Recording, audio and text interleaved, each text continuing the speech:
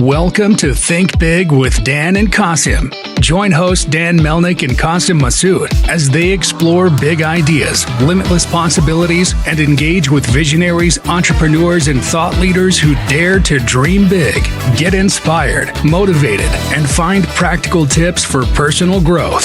Think big, dream bigger, and ignite your potential.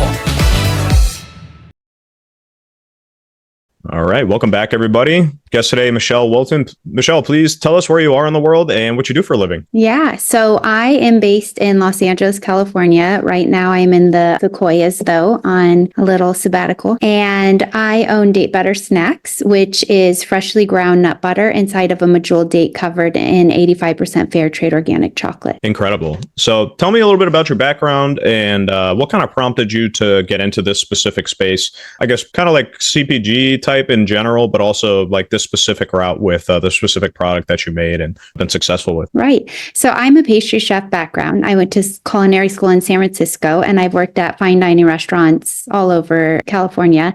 I opened my own restaurants, and during the pandemic, when I was forced to temporarily shut them down, and I had to shut one down completely. I had 3 at the time.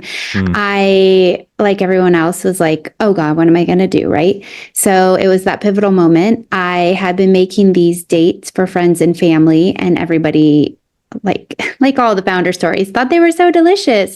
And so I thought, you know what, I'm just going to give it a go. My restaurants are closed. I could use my kitchen and try these out and just see what the feedback is. So I started taking them around to local stores, dropping them off, and people were like, oh, how do we order these? We want to order them. And I thought, oh gosh, okay, I guess I better get this figured out. It was kind of like building the parachute after you jump from the plane, because it wasn't like, okay, I'm going to build this brand and this is what it's going to be, and I'm going to have everything in place and here we go. It was like, let's see if people like this. And perfect analogy. Yeah. And so they liked it and they wanted to order them. And so I started producing them, and then more and more stores started ordering, and it's been 2 years now. That's amazing. So, okay. So you started around like 2022-ish time. Yes. Cool. Yes. Very cool. Yeah. It's so interesting how many stories I find of not necessarily coming from a exact background like yours, but starting businesses during COVID. It's kind of like a tale of like two differences I find that, and a lot of owners that come on and CEOs that come on the podcast are, some started around, 2017, 2018 when like the Shopify boom was like really kicking. And then right after that, COVID came and everybody had to pivot into this brand new thing. But even more so, it seems, more stores and online brands kind of started this way, like right during the pandemic, which is like, it's just so interesting to me. And so also, I know you mentioned you went to culinary school. I don't know if I'm sure in your circles, you probably know somebody who went to the CIA in upstate New York. I actually grew up about 20 minutes from there. So I have some familiarity with, some of those circles there too, and some of the restaurants I actually worked in growing up. So tell me, so you kind of started friends and family, as you say. It is a very, familiar story to me. And it seems a lot of the successful businesses that I speak to, they do start with that kind of organic foundation to their business. I don't find a lot of people saying, I had this great idea, I got everything set up, and then I started selling and it's all been happy days. It's like, nah, it doesn't really work that way, Right. So I'm just curious though, like, since your inception, I know it kind of started like in your like more personal circles and maybe like local stores and stuff. What has been your kind of breakdown between, how much revenue are you generating through the actual website, like straight e-commerce direct to people versus, what you're doing in selling wholesale to retail stores? It's actually very small percentage. So I would say 4% comes from my e-com store versus retail. I haven't, like I said, I just started the companies, like, let's figure it out. I didn't put a lot of emphasis on my e-com building, and I'm now starting to make that my point of growth right now. Awesome. And can I just ask, what is your kind of thinking behind, wanting to drive more revenue through the e-commerce store? Do you get much better margins through like the e-commerce direct to consumer route than you do on the wholesale typically? Much better margins. Yes. Almost double. Right. And more than double. Yeah. No, I believe it. I believe it. Yeah. And then so I was looking at some of the offerings on the site there. What is kind of the most like popular offering that you're selling right now? I see you have some like 6-box offerings at different flavors and then different SKUs SKUs you have on there, and then the gift box of 4. If I had to guess, I would think the gift box of 4 is probably the most bought thing on the site, just from past experience working with brands. But how do you find is like the majority of your traffic? Which SKU is the most popular on the website? I would say the peanut butter, believe it or really? not. Amazing. Yeah. The gift box we just added in January. It was an exclusive item for Uncommon Goods over the Christmas holiday. And then the exclusivity ran out and we were able to put it on our site. And we get some order of that, but I would say majority is peanut butter. That's very cool. And Uncommon Good, that's one of those like subscription services that send you like random stuff. Is that right? No, they're actually a marketplace, an online marketplace that has really unique gifts. And so they're all like artisan created by the artist or founder, and there's like little founder story on the website explaining about it. And I was this is actually not something I've really had an opportunity to chat with anybody about, is having like an exclusivity deal with one of their SKUs or offerings. So what was that experience like working with them, and how long was that deal with them? And would you consider doing something like that again, or was that you think something you kind of reserved to the really early stages of your growth? I would consider it again. I think it provides like an element of scarcity, and it's really kind of cool. Like, oh, you can only get it from here. You can only get this amount. It's only going to run for this amount of time. I thought it was a great partnership. They did a lot of marketing on our behalf, put us in a mailer, like a catalog that they mailed out, as well as their website, and did a lot of marketing around it. So it was really a great experience. That's and really cool. I thought it was great because I've always wanted to do a gift box. And so it prompted me to do that.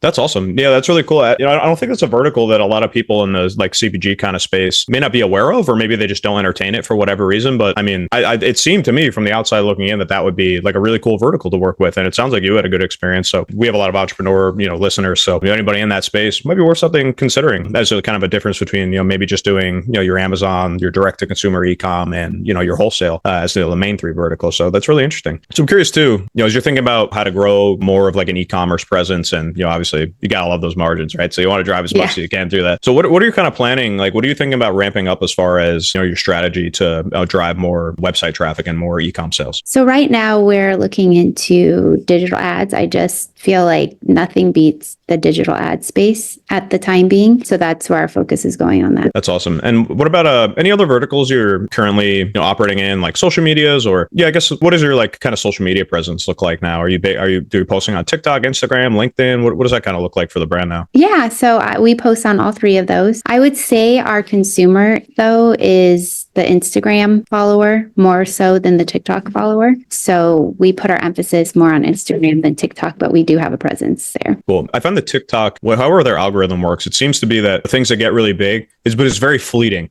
I feel like it'll be big for like a very shorter amount of time. I feel like if you can grow a legit, very organic following on Instagram, it seems to stick more, and it seems to be more longevity on that platform. So I think the fact that you're finding more traction on Instagram is probably a good thing. I mean, some people make killing on TikTok, but I mean, it's like a mystery to me. I mean, I think about, trying to run ads on TikTok, and it's like their algorithm seems to change like every single day. It's like crazy. So the whole thing feels all over the place. Like the shop, I know that we've been on the TikTok shop and it's been like, oh, we're shutting down this shop. Oh, we're opening it. Oh, it's really all over the place. Yeah, I feel like there's definitely more consistency with the meta stuff. And if you do have any perspective on, I actually don't know enough about this. This is why I like to ask, because I want to learn more about it. Is, did you have any like friction with this iOS 14 update that affected Meta? It's like, I'm not 100% like clear on the challenges that people were facing on that specifically. Did you have any like friction with that at the time, or maybe that might have been before? It was before, yeah. Yeah, right. I think it had something to do with the iOS operating system's like relationship and their own privacy policy had some friction with what Facebook's privacy policy was and how their apps worked on the iOS platform. That caused, I think, so some part of the advertising system to just have like a lot of friction between those things, where you weren't getting, as much of the data as you used to. I think it was an Apple thing, just trying to like make their platform more secure while kind of like forcing people to kind of give up, some of the data that you would get from running ads through Facebook. I think that was kind of the gist of it. But okay. Yeah, but so when you think about, running your digital ads, what kind of platforms are you thinking about mainly? And have you tested anything yet out there in the world, or are you just kind of like still like ramping up to do it for the first time? We're still ramping up. We did tinker in Google Ads. And so we looked into further exploring that option, but also just boosting every Instagram ad. So I actually won a mentorship with a really, really big company. And so I meet with them weekly.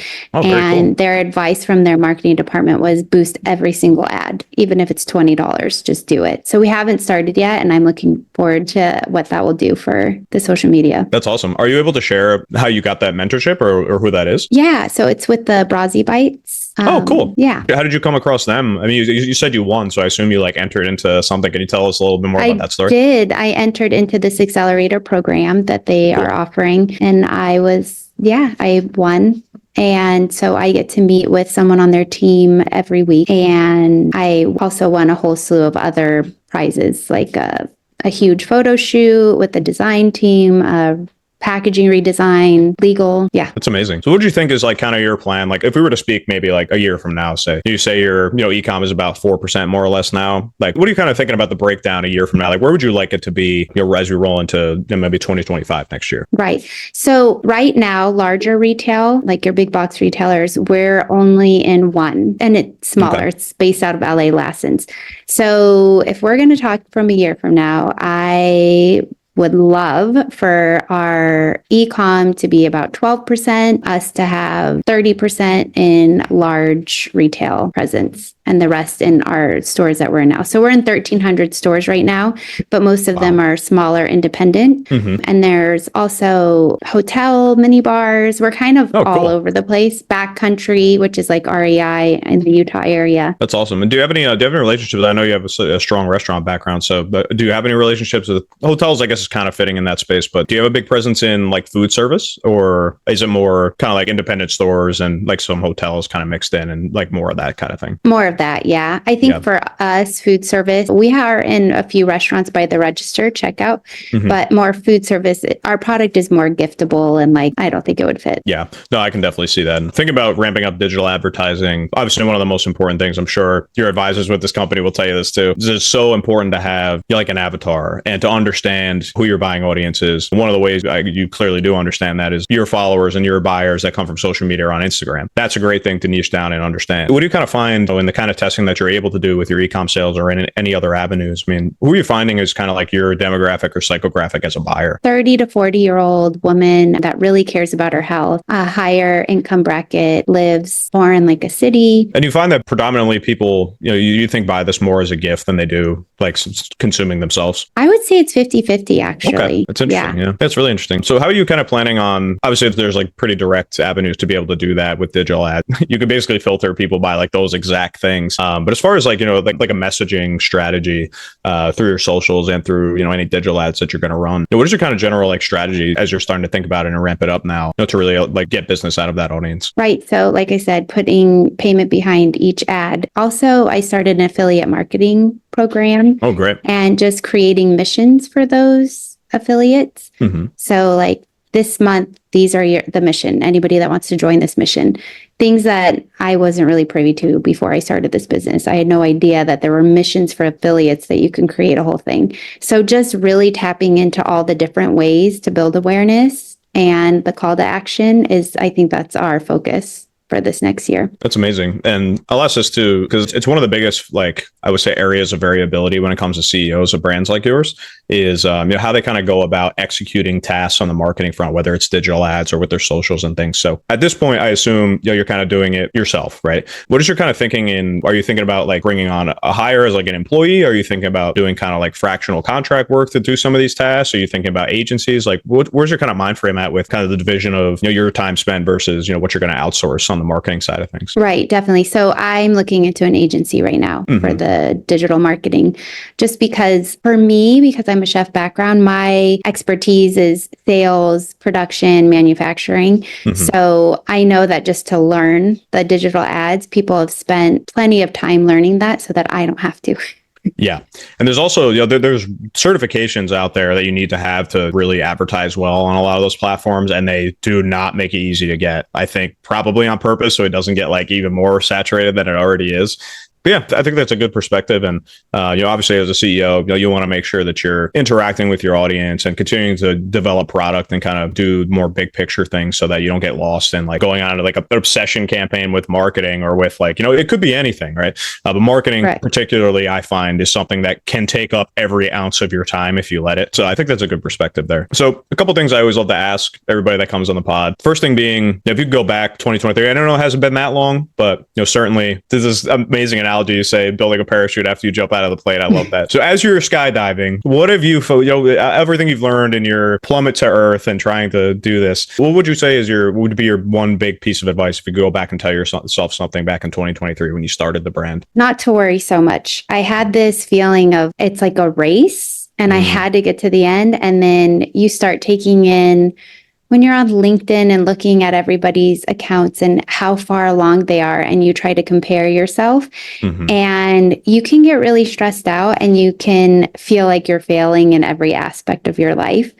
When at the end of the day, I've come to realize that it's not a sprint, right? It's going to happen when it happens. And I am working at such a great pace. The product is being loved by so many people. I continually get reassurance that I'm on the right path.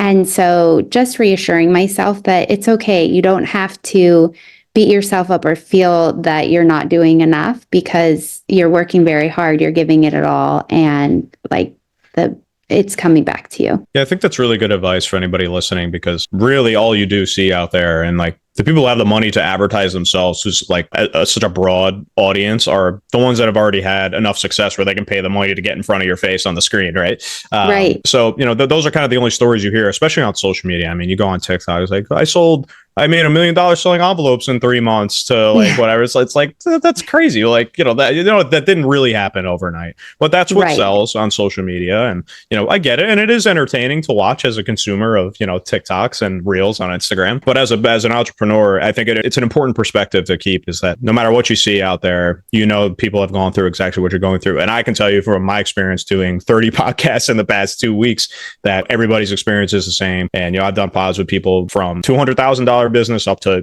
almost a $30 million business in their first 3 years. And the stories and the perspectives are always the same. It's like, it was like feelings of inadequacy, the kind of imposter syndrome, things like that. So I think that's an answer to that question that I get quite frequently. So you're not alone, and anybody listening, if you're feeling this way, also believe me, you're definitely not alone, and just keep going. And I think looking for those like reminders that you're on the right path, because you can get blindsided. Yeah. But when you just start seeing the things that are coming into the business, and it's a reminder that you're on the right path. Absolutely. Yeah.